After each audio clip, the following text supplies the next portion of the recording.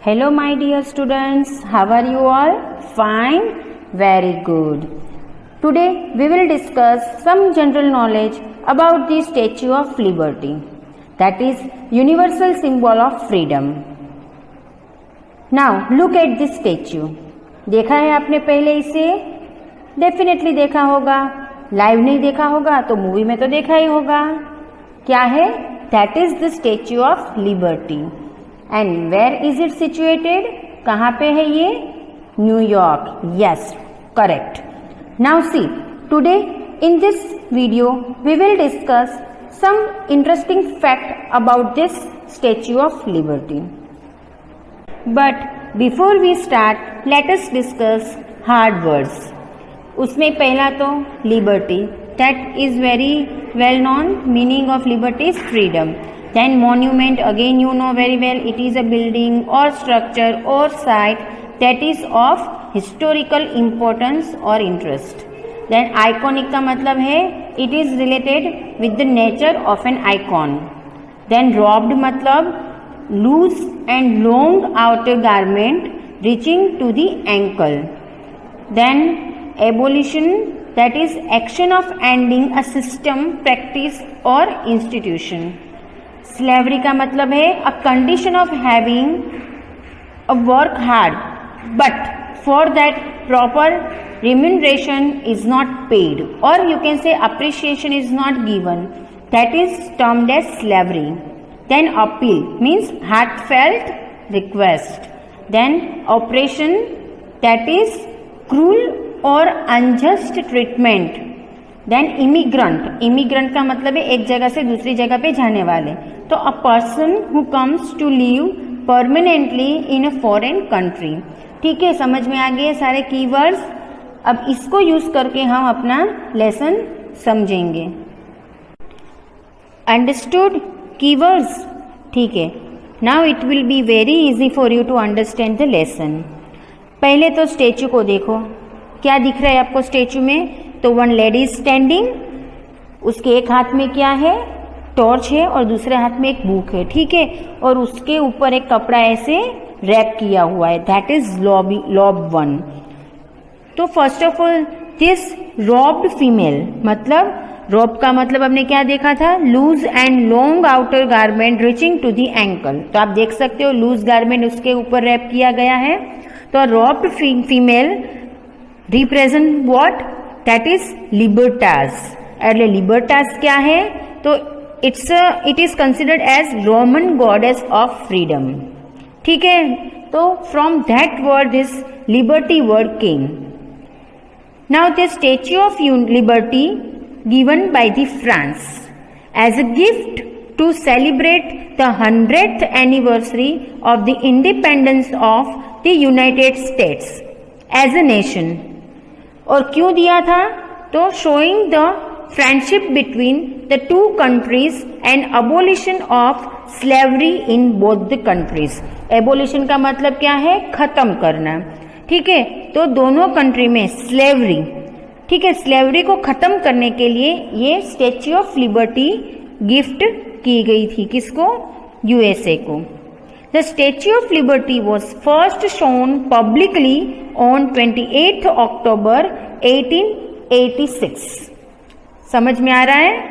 ठीक है, देखो ये समझने में आपको प्रॉब्लम नहीं होनी चाहिए क्योंकि आप अब साथ में टेक्स्ट बुक भी साथ में लेके बैठना, तो आपको अच्छे से समझ में आ जाएगा.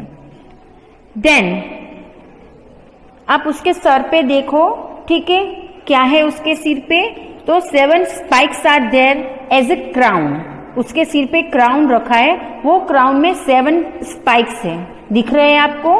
That 7 spike represent the 7 ocean and 7 continents of the world, indicating that universal appeal of liberty. समझ में आ रहा है? उसके सिर पे जो क्राउन है उसमें 7 स्पाइक्स लगे, और आपको पता ही है कि वर्ल्ड में ओशन और कंटिनेंट कितने हैं? 7 है. ठीक है, तो ये 7 स्पाइक रिप्रेजेंट वो सारे कंटिनेंट को रिप्रेजेंट करते हैं, साथ में ओशन को भी रिप्रेजेंट करते हैं. और किसके लिए अपील कर रहे हैं? अपील मतलब हार्टफेल्ट रिक्वेस्ट. लिबर्टी के लिए। लिबर्टी का मतलब क्या है? फ्रीडम। मतलब सारे कंट्रीज में, सारे कॉन्टिनेंट्स में फ्रीडम मिलनी चाहिए। ठीक है, सिर्फ इंसानों को नहीं, एनिमल्स को भी मिलनी चाहिए।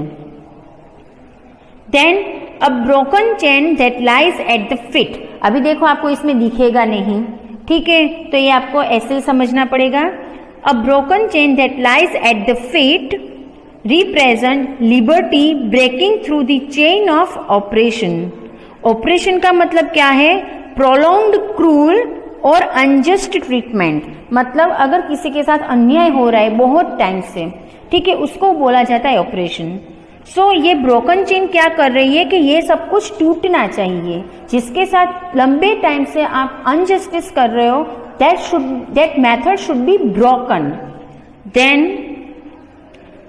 The torch in the right hand, उसके राइट हैंड में क्या है? Torch. That lights the way to freedom, मतलब उजाला स्प्रेड कर रही है। Showing us the path of liberty, और हमें रास्ता दिखा रही है फ्रीडम के ओर। Then left hand is holding a tablet of law, means law की बुक होल्ड कर रही है, in which the date of American Declaration of Independence, that is 4th July 1776, is inscribed in Roman numerals.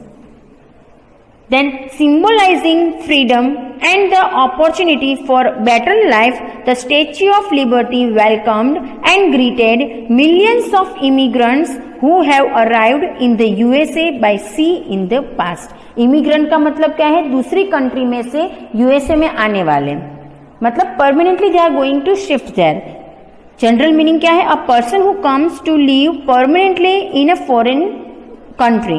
एक जगह से दूसरी जगह पे अगर आप परमानेंटली शिफ्ट हो रहे हैं तो उसको बोला जाता है इमिग्रेशन, और आपको बोला जाता है इमिग्रेंट। ठीक है। Then in today's world the Statue of Liberty represent global ideas such as liberty, opportunity, democracy and human right and peace, making the world better place to live. ठीक है, तो अभी में ये स्टैच्यू ऑफ लिबर्टी क्या represent करता है? तो liberty to all, then equal opportunity should be there for all, whether human beings और अदर एनिमल्स। देन डेमोक्रेसी, ठीक है, देन सबके लिए राइट्स इक्वल, मतलब we all are having our own human rights. And peace, मतलब शांति से रहना, ये सिखाता है। क्यों? क्योंकि हमें वर्ल्ड को कैसा बनाना है? A better place to live. ठीक है, समझ में आ गया? And in real life this principles were applicable. ठीक है, अगर आप देखो तो on 18 December 1865 US president that is Abraham Lincoln was able to abolish slavery in the US by law. So we all must work hard to abolish child labor in India also। हम देख सकते हैं India में child labour कितना बढ़ चुका है। दो इट इज इलीगल, बट फिर भी चाय की दुकान पे जाओ या फिर छोटे मोटे रेस्टोरेंट में जाओगे तो आपको छोटे छोटे बच्चे काम करते हुए दिखेंगे। ठीक है, so we must abolish it, मतलब हमें वो खत्म करना है। Encourage street children to join school instead of working at homes or in factories।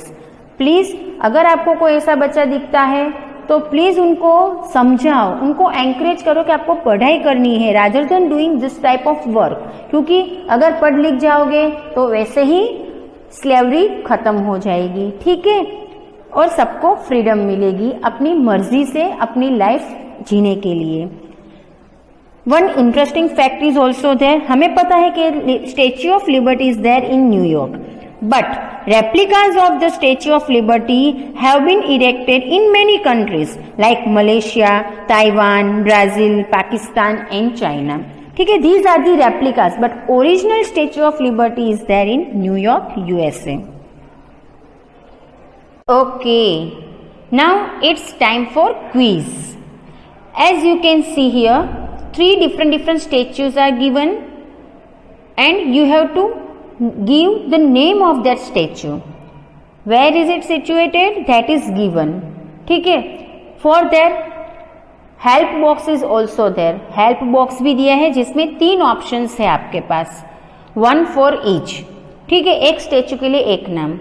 अभी देखो पहला वाला statue, that is situated in Volgograd, it is a city in Russia, और उसका नाम क्या है, that is option number C, the Motherland calls.